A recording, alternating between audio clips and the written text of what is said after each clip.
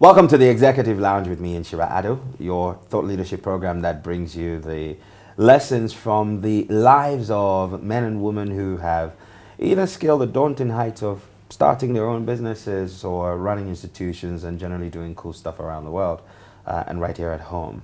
My guest today is the quiz mistress of the National Science and Math Quiz. But we're going to learn that she is more than just a quiz mistress. She's also a biomedical engineer and an all-round cool personality. You're in for a treat. And you are welcome to the Executive Lounge, Dr. Elsie Effah Kaufmann. Thank you very much.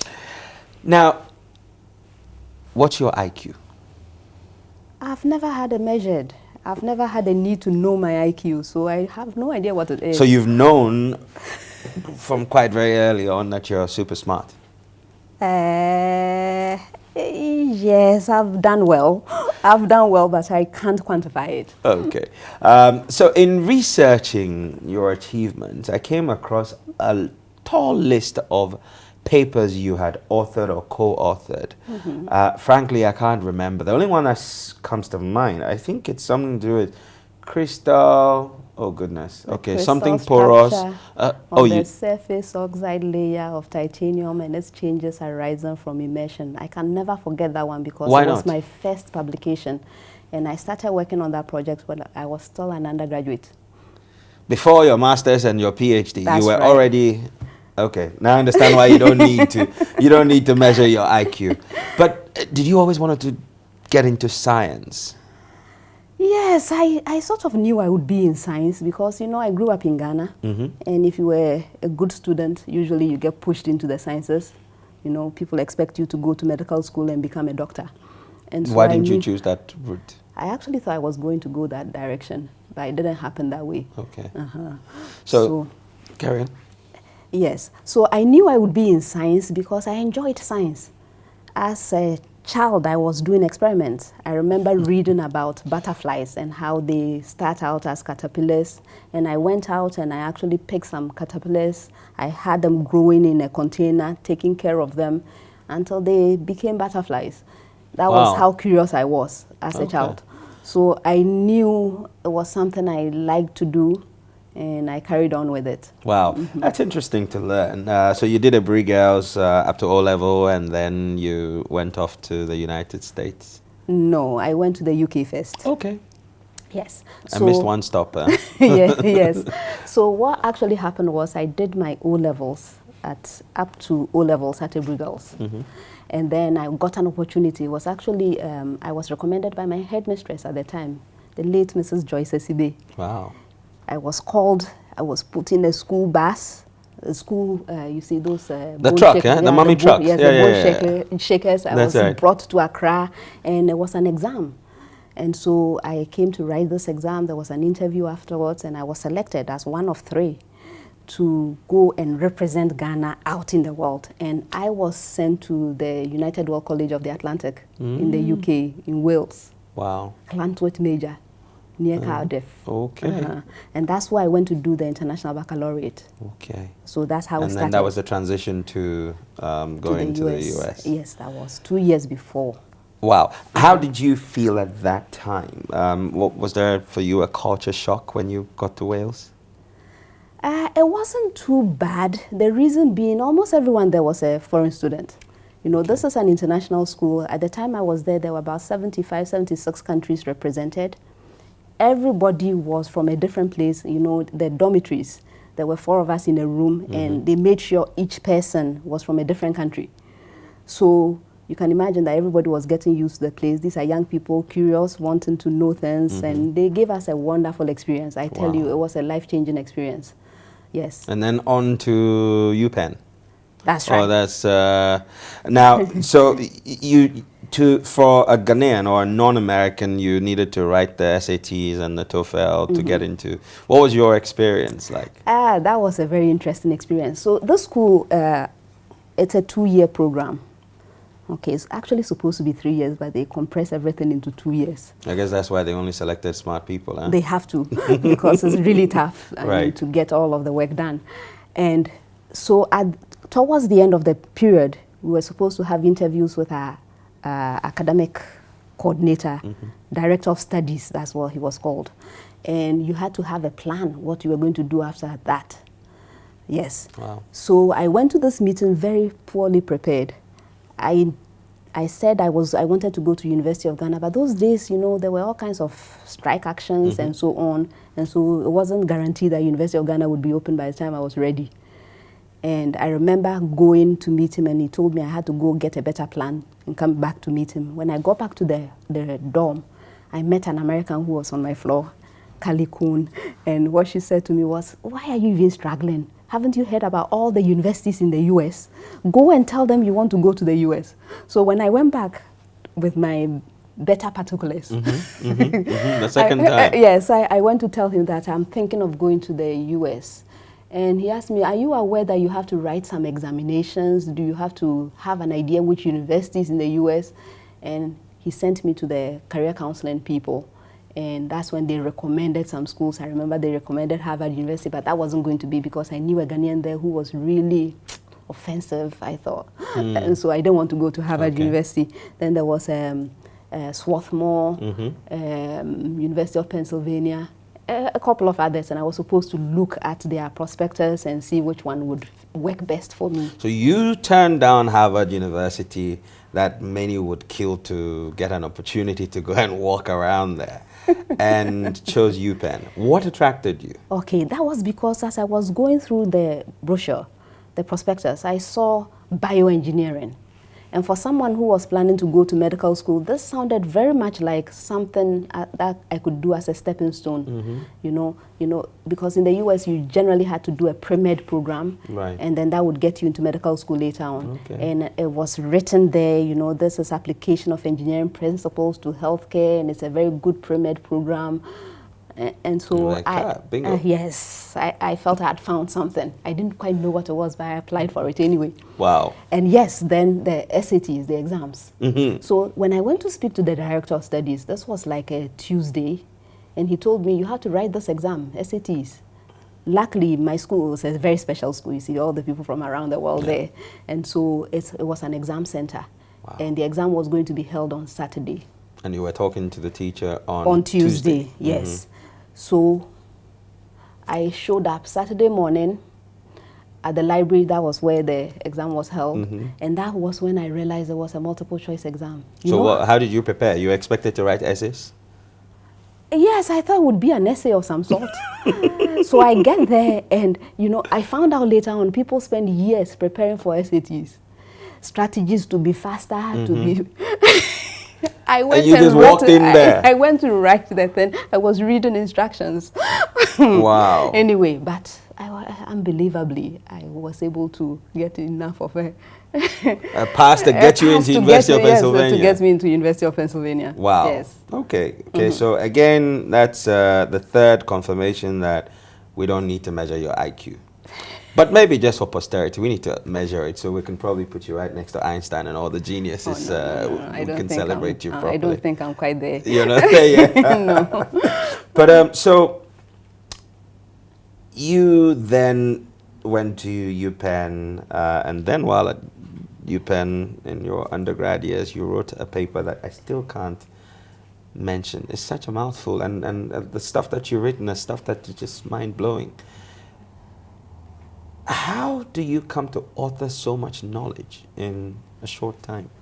It's more of the curiosity. So let me tell you about this first paper, how it happened. You know, even as a second-year student, I went to volunteer in a lab, to work in a lab. I applied for a grant, and I got the grant. So then during the summer, I got an opportunity to work in a lab. I started out in material science and engineering, and then I moved on to bioengineering. So the professor I was working with in my third year and my fourth year, the fourth year you had to do a final year project. Right. So I went into this lab and I started working there. They gave me a project. You know, that lab is a biomaterials lab. So they study the materials that I use as implants. Okay, so titanium is one of those materials. So there was a lot of work going on in that lab about titanium. So titanium is a very special material. It's very biocompatible, one of the most biocompatible metals you are going to get. Yes. Right. So what is it that makes this material biocompatible? That's what the lab was trying to understand. Okay, so titanium forms an oxide layer. So when you expose it to air, it immediately forms a covering. Wow. Yes, it's an oxide layer on the surface. And it's believed that because this material that forms on the surface is so inert, is so unreactive, and it has certain properties that makes it acceptable to the body. So the objective was to understand what this material was. Okay, so it's a crystalline material. So my job was to find a method. So as an undergraduate, my job was to find a method to access this oxide because it's very thin. If you took a bulk titanium material, it's a very thin layer on the top of it. So how do you access that oxide so that you can study it and know the structure of that material, because the structure will determine the properties, you see. So I spent my time as an undergraduate, my final year project, coming up with a method to access this material. I'm sure you were successful. I was very successful. So for my master's, by the way, as an undergraduate, I applied for a program. It's called submatriculation. If your grades are good enough, instead of taking elective courses, you would be given an opportunity to take higher level courses. So I was taking master's courses, requirements. Wow. So I did my master's in 1 year. So instead of doing... Point number 4. instead of doing the electives for the undergraduates, I was doing master's level courses for my electives. So as part of that, for my master's, after I had got this method, I actually studied the oxide using the method to access it. Okay. And I was working with a transmission electron microscope. Those had a lot of hard work because I would go to the lab in the morning. It would still be dark, you know, winter time would be dark. And I would leave at night, it would be dark again. So I would have lost all of daylight. So very little of daylight. Yes, just trying to understand this oxide. So by the time I finished my master's, I had already, as an undergraduate, I even went to a conference to go and present this method. It was the first scientific conference I had gone to. I was very small. It was so exciting times. It was very exciting. And then I continued the work for the master's, and then I published it in 1995. That was my first paper.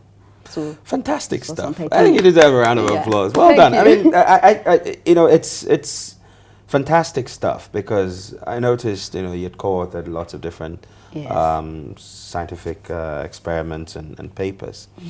And you attribute that to curiosity. I'd like you to share your experiences parallel. So Ebri Girls and the Atlantic College. And then UPenn. All right. Do we promote curiosity? Unfortunately, that is one of our biggest challenges. What I found here, you know, the thing is you would find some of the brightest students here in Ghana. And I keep saying this. You would find the brightest students in Ghana, but they are not willing to dream. You know, the average student, if you were to interact with some of even my students that come up on stage with me on the science and math, they have some idea of going through school is a means to an end. They want a job, they want to be employed by someone, and so they are going through the process to get certificates so they can show and get employment. See, when I left Ghana, that's when I realized there can be something different. There are people who go to school for different reasons. Okay, so at Ebri Girls, the objective, of course, at that level of education, that is normal. The objective is to understand the concepts, to learn the foundations, and to be good enough to pass the exams. Okay, so this is the way we tailor our education. When I went to Atlanta College, in fact, there were times that we didn't even go to class. The idea was to experience the world. We had some of the most amazing visitors that would come and speak to us. Our opinions counted. I mean, even at that level, teenagers, these important people would sit and listen to us. You had to have an opinion, you see. So I remember that we had a religious conference. We actually had the Dalai Lama my year. He came around to interact with students, different people, We had an opportunity to spend a week in London. They sent us to London to go and explore the museums. It didn't matter whether you were studying science or not. You had the opportunity to do that. I had the opportunity to spend, I think, how long was that? 3 weeks in France, just to practice my French. So you were given an opportunity to have an independence of thought, Yes. to explore the world, Yes. and be inspired by great people. Yes. Why can't we do that here? There's no reason. It takes effort.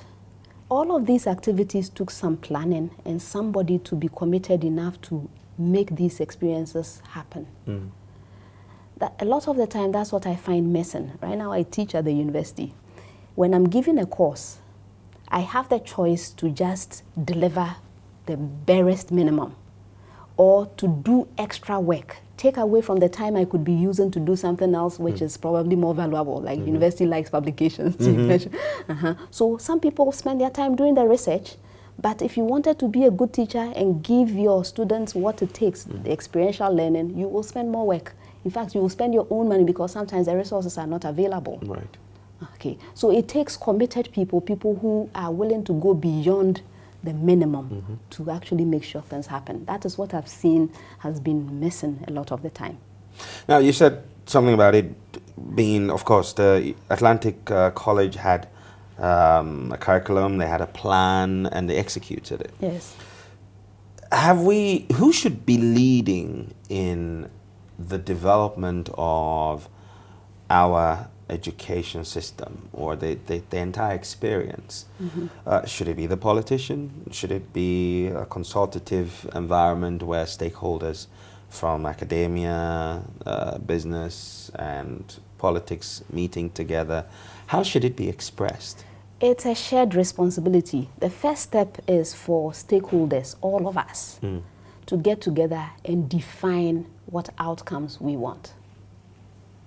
That's the first step. Because if you don't know where you're going or what you're trying to achieve, anything goes.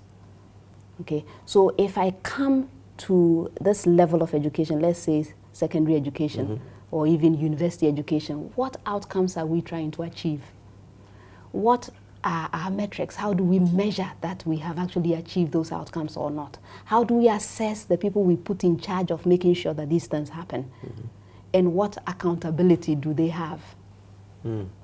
It's all of us. So a stakeholder, okay, and I can see that it will happen eventually because some of the private universities and private schools are now being held accountable more because if somebody is paying to get a certain outcome out of their education and you are not delivering it, why would they continue to pay you? That's right. When students start taking us to court for not giving them the skills and the knowledge they need, we'll start sitting up. Okay, so it's all of us. It's all of us. It's not one person's responsibility. And then we need to decide that we are committed to delivering. Commitment to delivery. Yes, commitment. Well, we're going to take a break, and when we come back, we'll be learning more from Dr. Elsie Effah Kaufmann.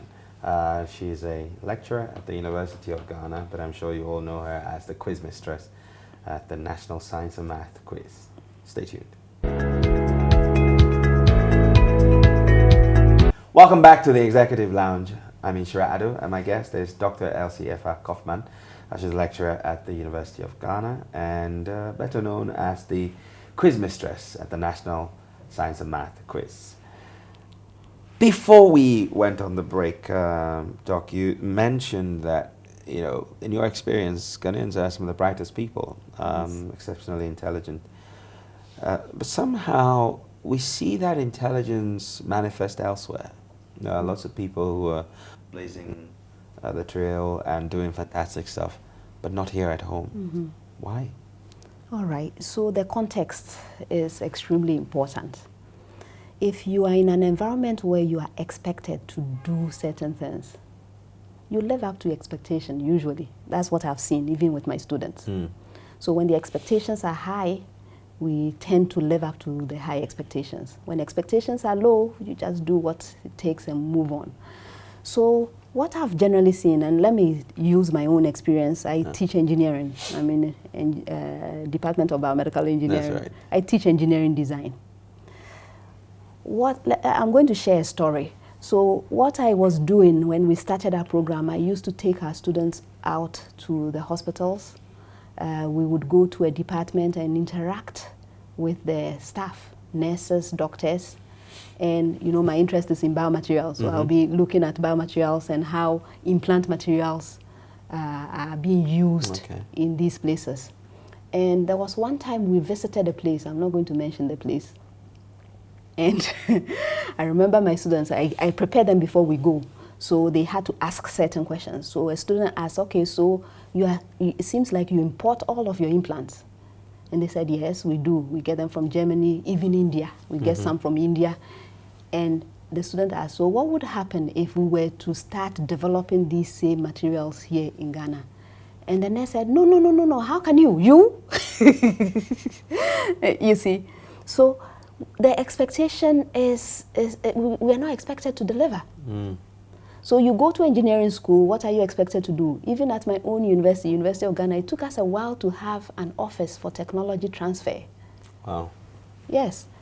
And so you start an engineering school and you don't have an office for technology transfer. That means you are not expecting your engineers to develop anything, right?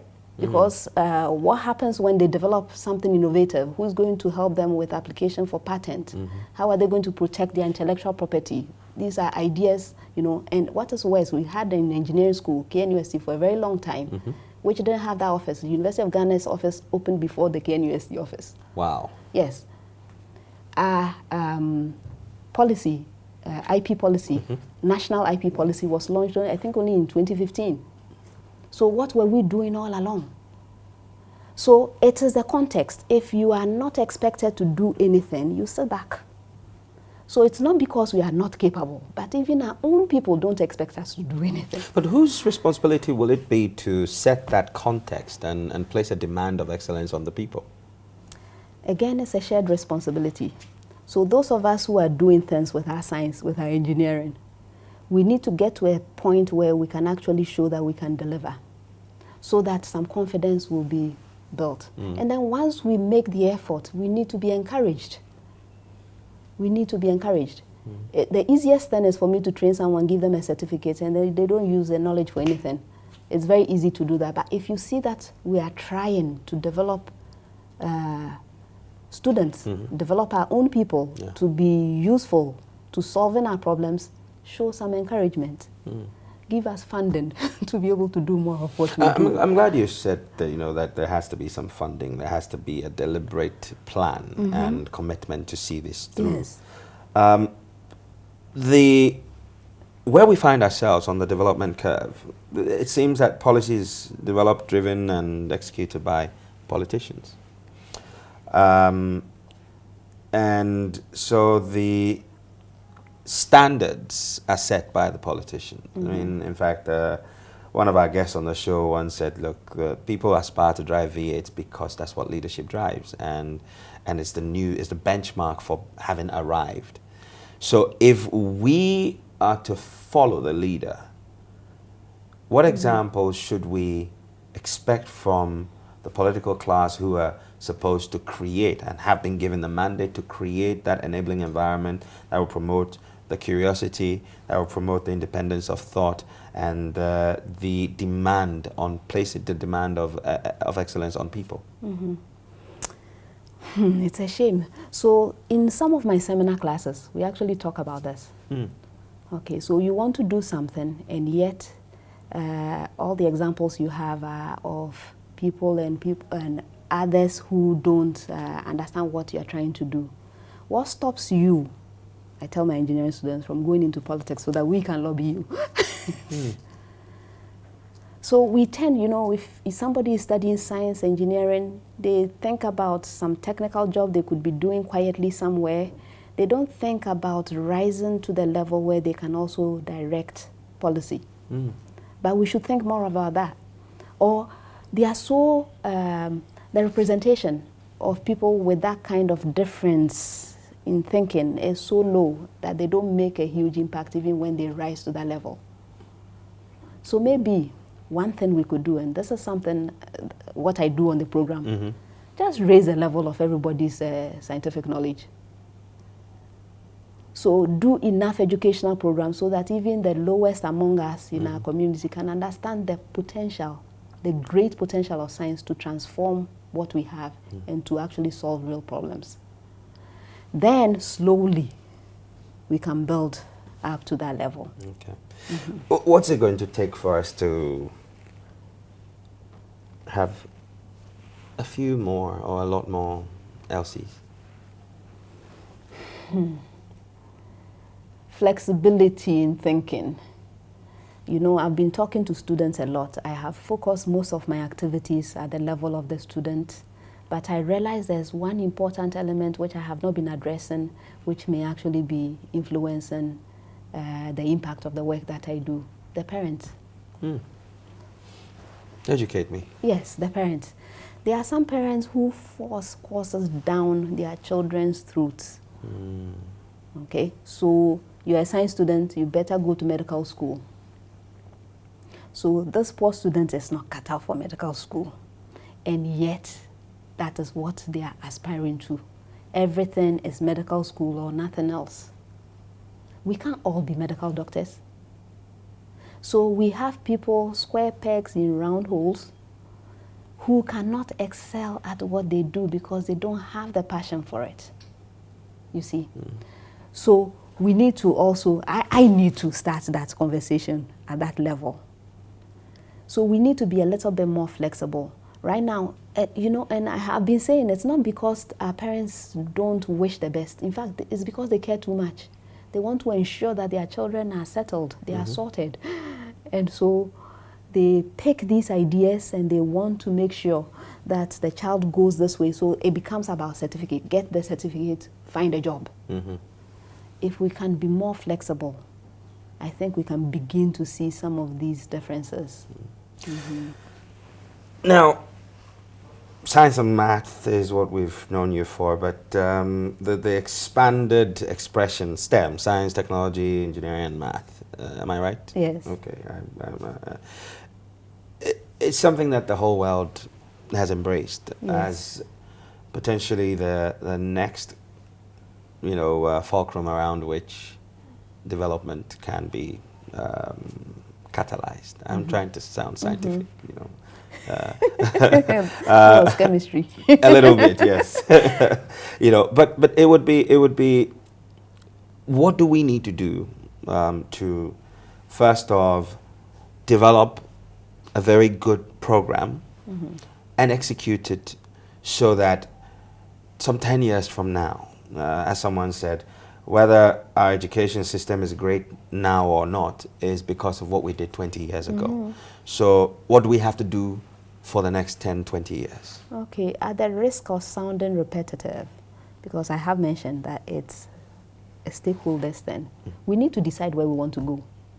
So that so quite often that decision is taken for us, or we have a say? No, we need to get to a point where we bring everybody to the table. We need to get to that point. Where do we need to see ourselves in the 20 years you are talking about? What steps can we take this year, next year, and the year after to make sure we are moving in that direction? Who is going to be accountable and who is going to hold whom accountable? Okay. These are the steps that I think we need to make. Now, the thing is, at the risk of being too rigid in our thinking also, because I've also asked for flexibility in thinking.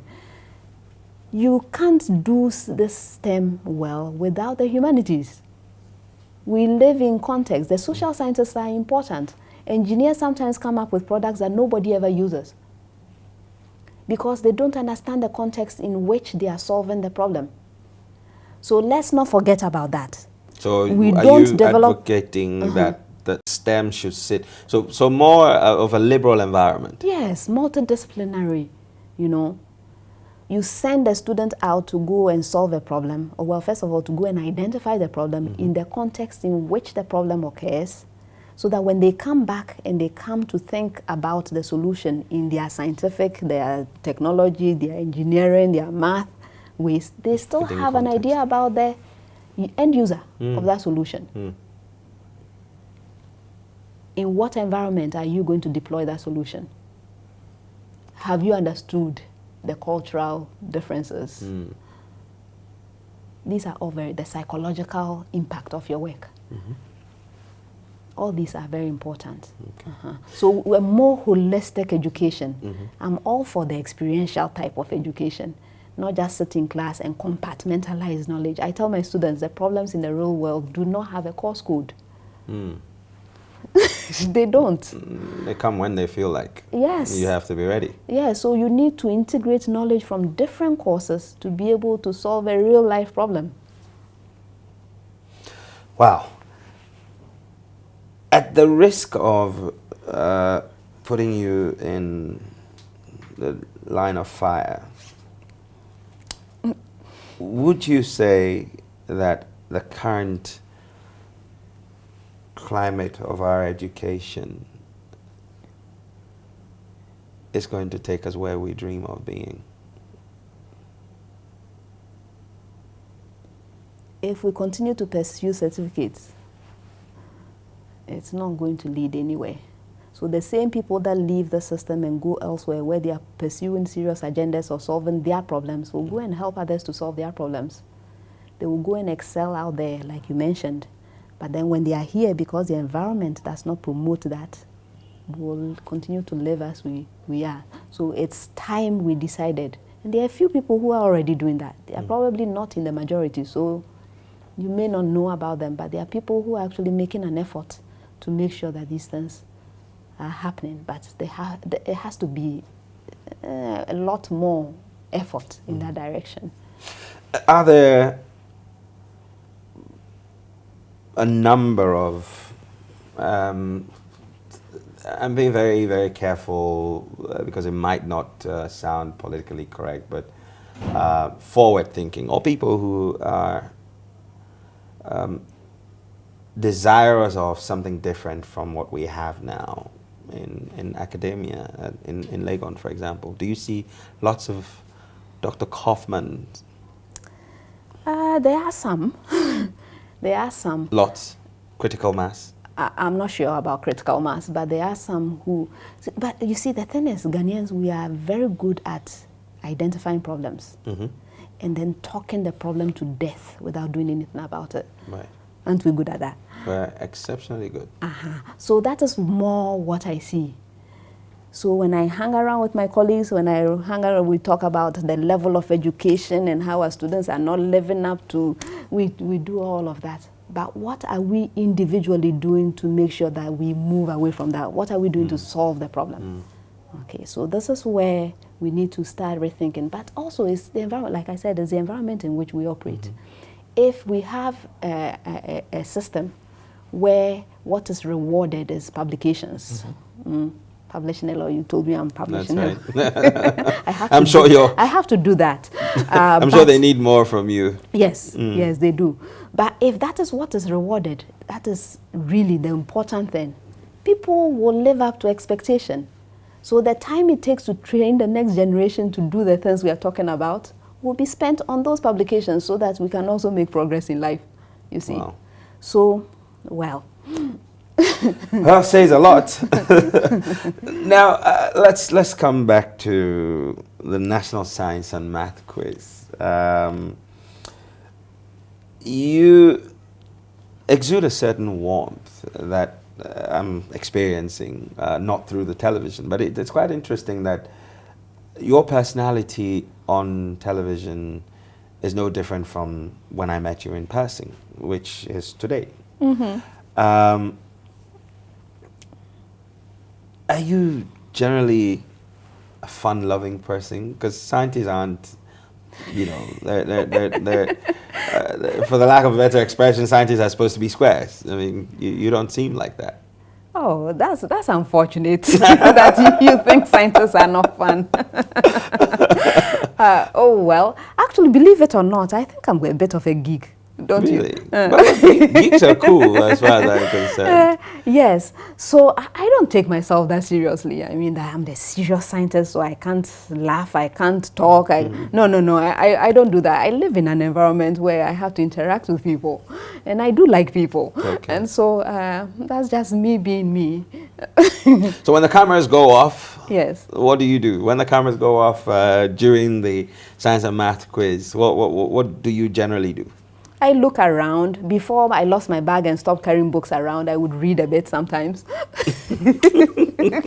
that bag story, yes. No, we are not going to talk We're about not going to that. talk about the bag? No. Okay. Yes, so I talk to people, I interact with the students. I mean, I feel so honored to be around such bright minds. So I interact with them.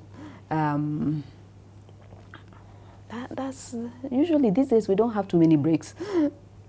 Because you're constantly So doing the contest. Yes. We do Wow. 3 contests a day.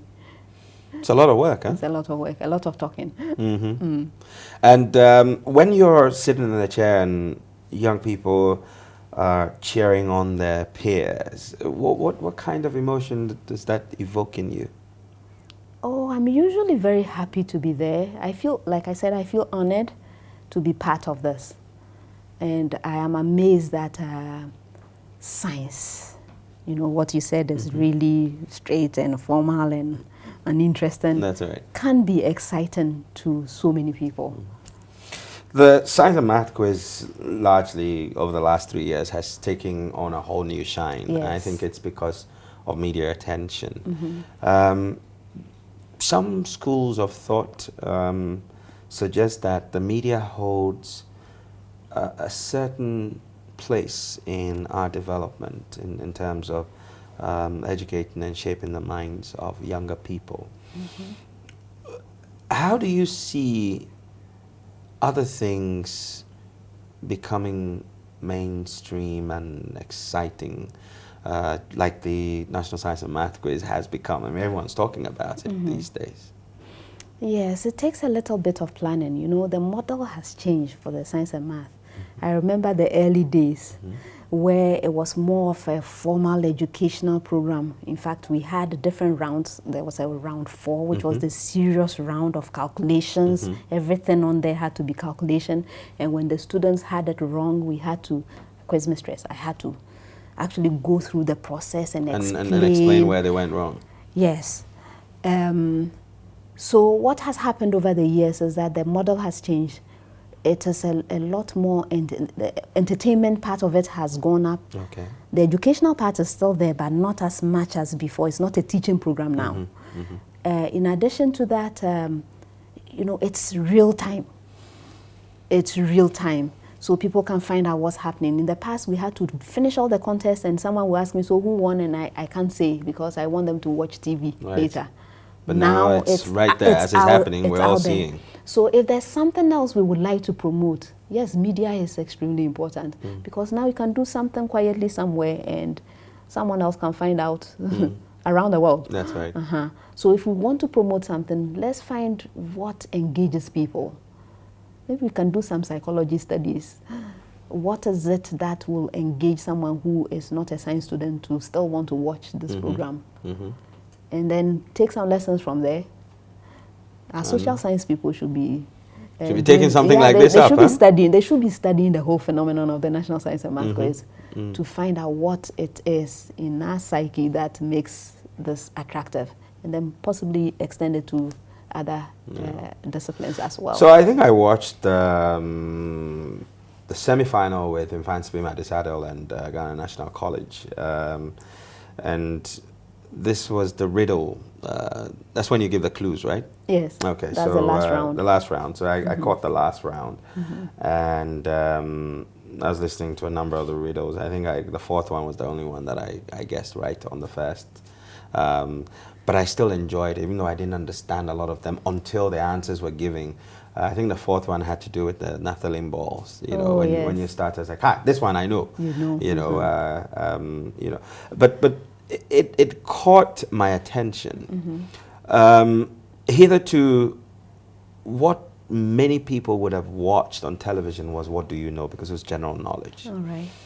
for a specialist environment or a specialist subject as science, you think that the entertainment value that comes with it is what has created the attraction?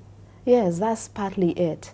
Actually, if you were watching the semi-final, then you probably didn't get us at our best in terms of entertainment value, because by the time we get to the semi-finals, it's really serious business. Right? So we start off gently, and then we work up to like really technical things by semi-finals. Okay. But if you watch the final was a whole lot more friendly. Yeah. Our problem of the day created a little bit of a stir, because I asked about what is the process you use to solve a word problem. This is very accessible to everyone, because if you did core science, you would have solved word problems, right, from basic school. Right? So it's supposed to be accessible to everyone. And some of the riddles are, some of the biology riddles. Questions? There's a team of consultants. Wow. Yes, I have 4 subject consultants, and then there's me, general consultant. Okay. So the subject consultants bring their questions, and then we actually moderate, and we read each and every single one out, and we debate whether it's suitable or not. And then I try to make sure that at least the final is really accessible. Of course, we have some technical things in there, but a person with a little bit of background should still be able to get and feel like they are part of it. Wow. Yes. We're going to take a break in a moment, but if you had to do it all over again, would you choose to do what you're doing now? Yes, I'm at the right place. No regrets. No regrets. No regrets. Well, that's fantastic. We'll be back after this, and we'll be going into the final leg of this conversation. This is still the Executive Lounge, and I am Inshirado. Stay tuned. Welcome back to the Executive Lounge. I'm Inshirado, and my guest is Dr. Elsie Effah Kaufmann, and you'll know her from the National Science and Math quiz. So, you're a scientist, and not a square, as we were made to think. That scientists are just eccentric people who don't laugh very much and don't have a funny bone in their body. But you seem very convivial, almost to the point where I'm tempted to think that there's a streak of mischief in there somewhere. Oh yeah, like I always say, you have to happy yourself. You have to happy yourself. Right. Don't take yourself too seriously. Yes.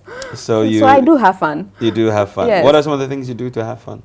You go dancing? I'm not coordinated enough to do much dancing. Really? Yes, I need tutorials, I see. But I like observing things. I like watching. I like conversations. I like interacting with people. Yes. Okay. I learn from everyone in every way. Fantastic stuff. Did you play any sport in school? Why do you have to ask? No. No, just wondering. No. I am a very good spectator. Okay. I was always around watching and cheering on, but I never did any sport myself. Okay. Maybe we might. So you're a voyeur of life. Oh, you yes. just watch and learn and make connections. Yes. So, as we get ready to wrap up, I know you're quite passionate about young people. Yes. I did say this earlier, that we're going to learn that you're more than just a quiz mistress. You didn't choose to take this job because it was a job, but it was more because you connect with a lot of young people. What are some of the initiatives that you've been doing? All right, so I do a whole lot of mentorship. I go out, I go to the schools, I speak to young people. I have people who work with me on different projects. I usually support other people's projects. Yes, so when I come in, I bring my ideas, and then we work on the project together to make sure it's a success. At the moment, I'm working with a group of really passionate young men. There's a program, I don't know whether you've heard of them, the National Core Subjects Quiz for junior high schoolers. Wow. Yes. So these young men do a whole lot of things. They visit orphanages, they give donations, and then they organize this quiz as well. So I work with them. I sometimes also work with Innovate Ghana, the design challenge. That's right. So I move around. I support those activities. Like I said, I have been thinking about a way of engaging the parents also. So I'm looking for ways to do that. Okay. Yes. Now, elsewhere, there's national spotlight and focus on rewarding innovation and design and things like that. Do you think that, this is a leading question, why is it taking us so long to encourage? Because like you said, people come up with great ideas in the universities and things like that. What must we do to encourage more innovation? All right. So there have to be avenues for people to talk about what they are doing. You know, so a university department like mine, when the students come up with their design projects, there has to be a way of showing some of the work that they are able to do. And then there has to be a way of encouraging more of that. Sometimes it's just funding to be able to develop further. For example, I was telling some of my colleagues that I have a whole lot of projects sitting in my office. They are the prototype stage. The students graduate and go away. I am not going to be the one to write a business plan. By the time I have shown that this problem can be solved, I have lost interest. That's the kind of person I am, right? That's why I'm an academic. Okay, so we need to have more of the partnerships. So we work to a certain point. Who is going to take up that project and scale it? And scale it, yes, and make sure it is actually being used. So that link is missing. Yeah. It's missing at the moment. Wow, interesting. Well, yes. That's. I hope this is a pin drop moment for someone watching, so they can, or listening, so they can bridge that gap.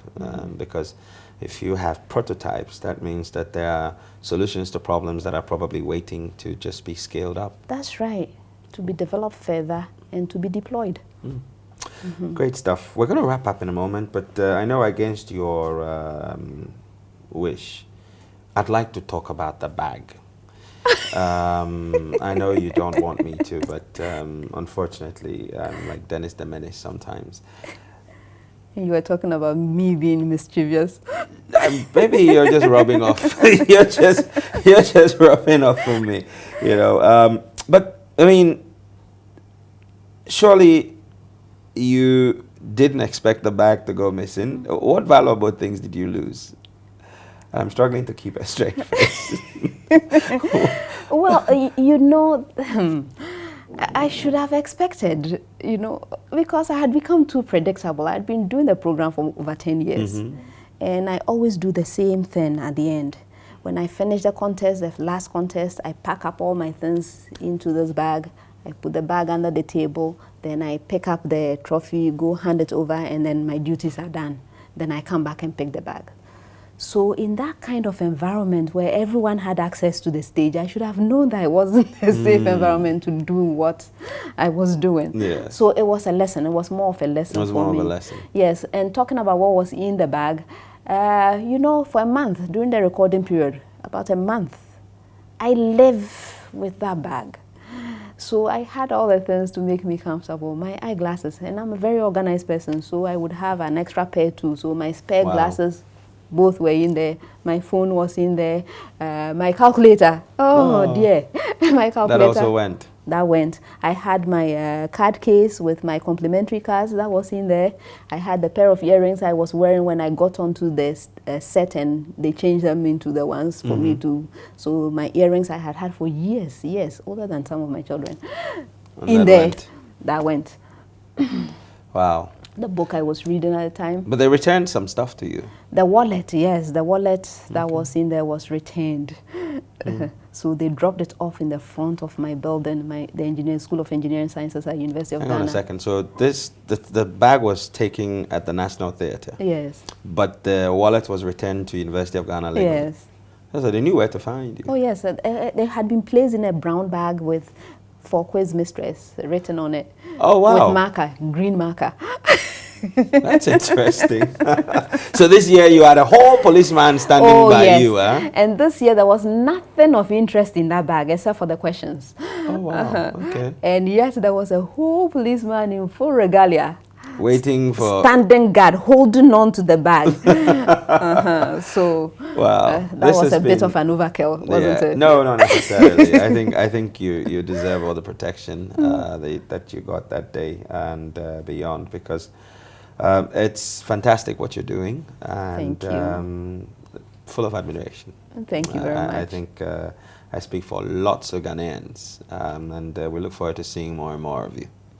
Thank you. And a very fun scientist, to be precise. Yes. Science has to be fun. Yeah. Yes. Yeah. I think when I studied a bit of science in school, I think I had teachers that made it fun. And there were some who didn't. Unfortunate. Yeah. But it certainly can be fun. Yes. Yeah.